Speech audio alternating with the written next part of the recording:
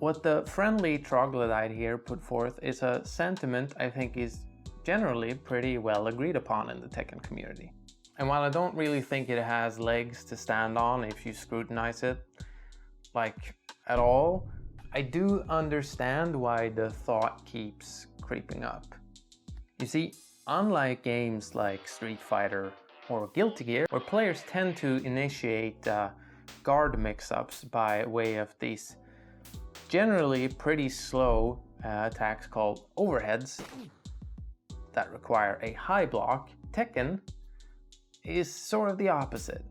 Most low risk and high reward options are able to be blocked high, while you tend to try to open up defensive players by hitting them with a low. Lows that, on the other hand, tend to be pretty punishable. So if someone were to take you by the shoulder and tell you that in Tekken there's a really fast, really damaging, and really advantageous on guard low, well, the intuitive thought is that this move is probably pretty damn busted.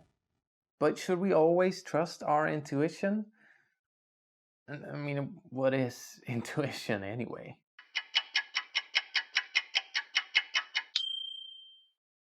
For most people, I would think that intuition as a term is somewhat synonymous with the idea of gut feeling or a hunch.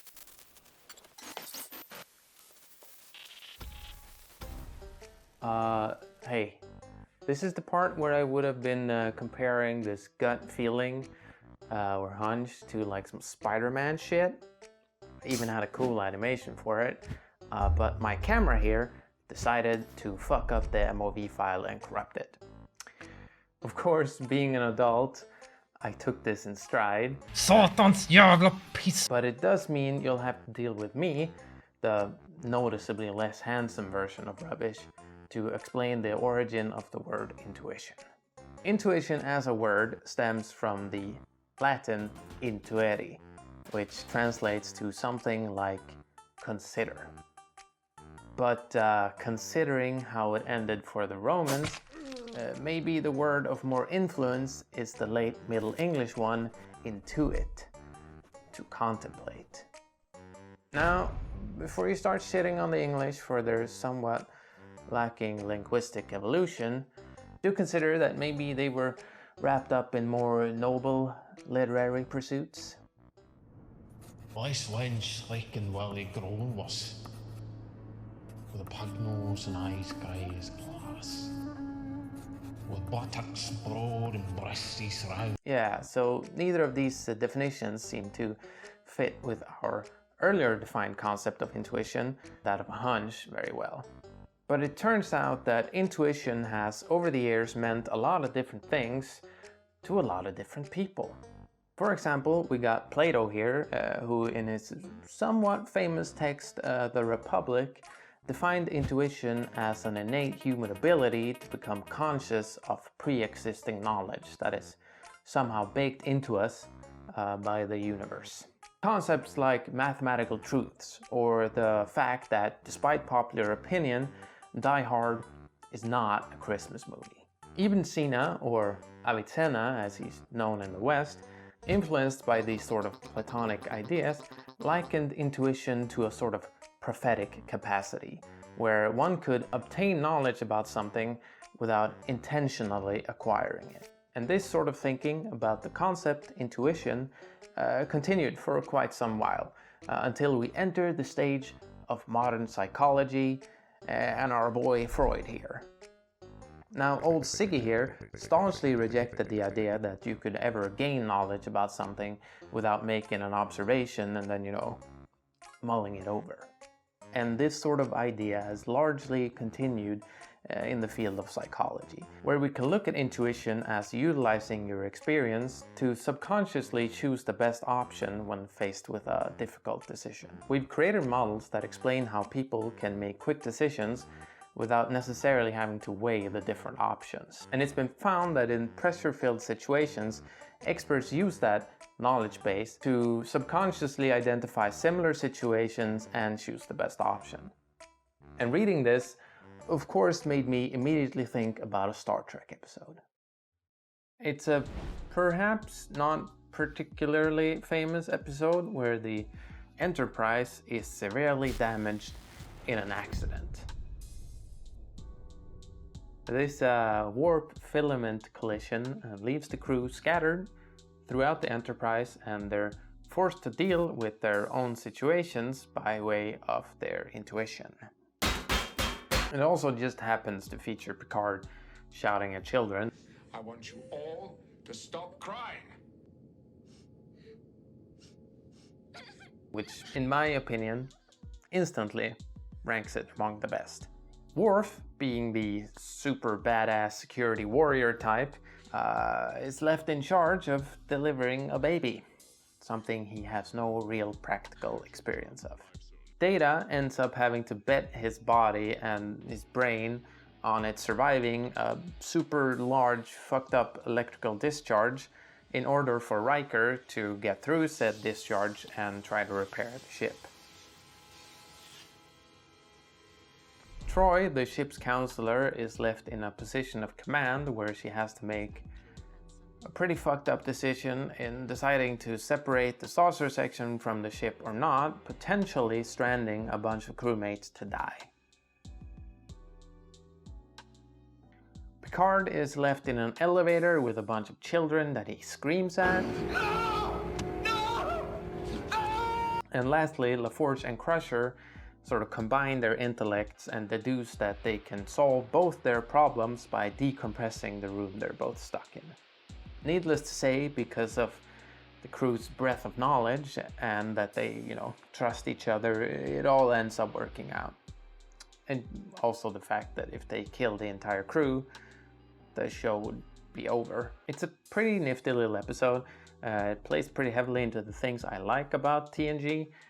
Even when the going gets dire, I think it has a pretty optimistic view of the future, and it puts a really positive spin on having all this knowledge and using it intuitively. So I've been talking up intuition a lot these last couple of minutes.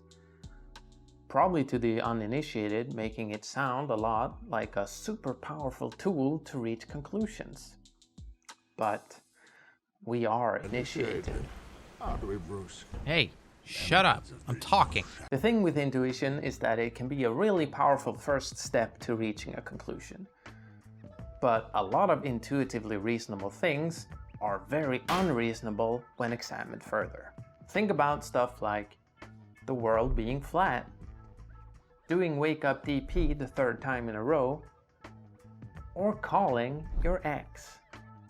So let's return to our original intuitive statement and give it another look over. Down 3 being +7 on block is way too good. Now if we prod the person making this statement, and trust me, I have, we tend to first be met with just a repeating of the statement. This is called an argument by assertion. It's not really an argument, you're just restating the thing you think is true. I don't really think I need to explain too much why this isn't an explanation, but you never know. If one points this out, it tends to transform into an appeal to common sense.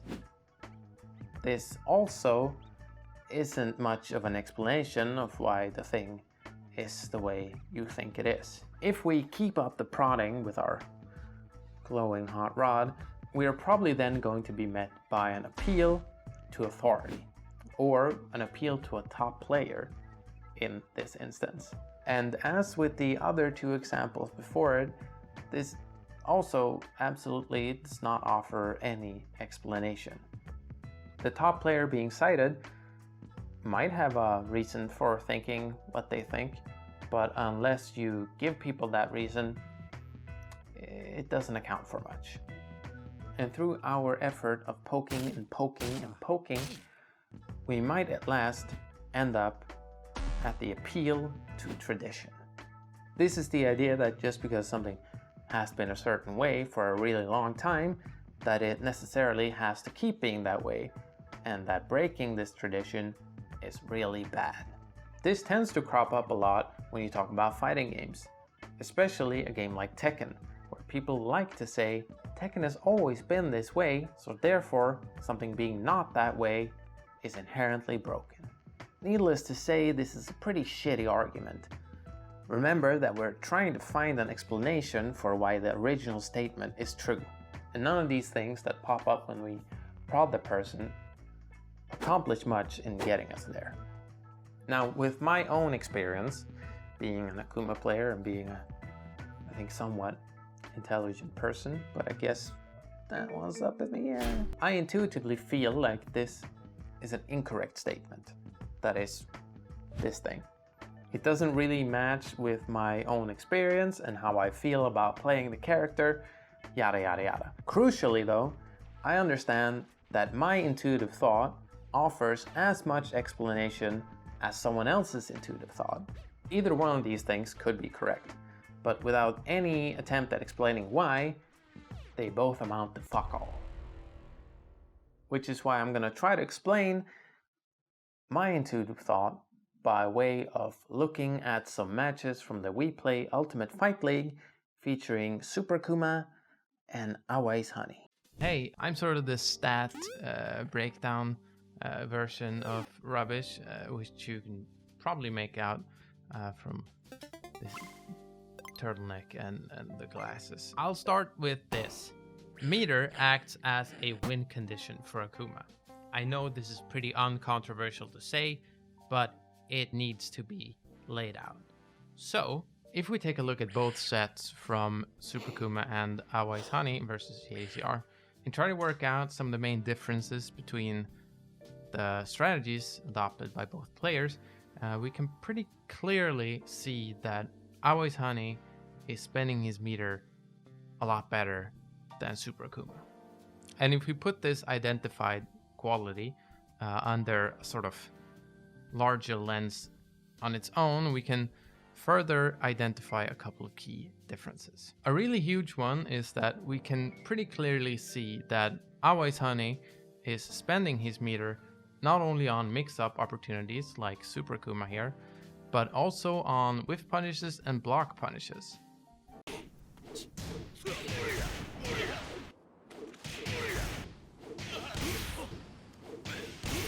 Landing a hit with Akuma while spending meter is really positive because it ends up giving you a lot more meter back than if you tried for a mix-up opportunity and then, it just fizzled out. So we can see that Awai's spending bar, even in situations where he would otherwise have gotten a less damaging launch, is still a net positive for his overall meter gain. Over the set, Awai's, if you compare it to Super Akuma, averages 28% more meter gain. Now this might not seem that much, but practically it means that Awai's has one whole extra bar to work with every single game. And I don't think I have to explain why one extra bar per game is a pretty massive advantage. On top of this, it becomes abundantly clear that Awai's had JDCR's number going into this set, having way stronger mix-up timings and also forcing JDCR to guess in a lot of situations where he got away with it versus Super Akuma. If one does the math, this all adds up to Awai's being more than twice as effective per bar spent as Super Akuma. And if you've lost the plot here and it's feeling a bit hard to grasp, think of it like this. If Super Akuma's bar usage is a somewhat large and a bit intimidating elephant, Awai's Honey's meter usage is a much scarier and larger elephant. I hope that cleared it up for you. Thanks for that input, stat bitch. This is getting really close to LARPing, isn't it? So looking at this, we have some data that supports this idea that Akuma is sort of a snowballing character.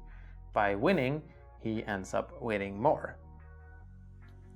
And again, you might intuit that this feels like an unfair thing. Not only is Akuma rewarded with the damage when he hits you with a meter thing, he also gains more meter back. But you have to remember that the opposite is true as well. As earlier stated, good meter usage acts as a sort of win condition for the character. This means that if he guesses incorrectly and spends bar, he doesn't only not get the reward of hitting the opponent, he's also punished by not gaining any meter back. This is why correctly defending against metered mix-ups is such an incredibly important tool to have in your pocket when you're facing the character. Boo-hoo. Akuma's only +7 when I block his roll. That might be your initial thought, right? But looking at the strategies of these players, I think we can pretty clearly point out that their meter usage is the single most important factor that decided who of them won and who of them lost. Also, I just want to point out that considering how much all of you seem to fucking despise comeback mechanics, honestly, I think fighting games don't need comeback mechanics. I fucking hate the Razz. I actually good game mechanics.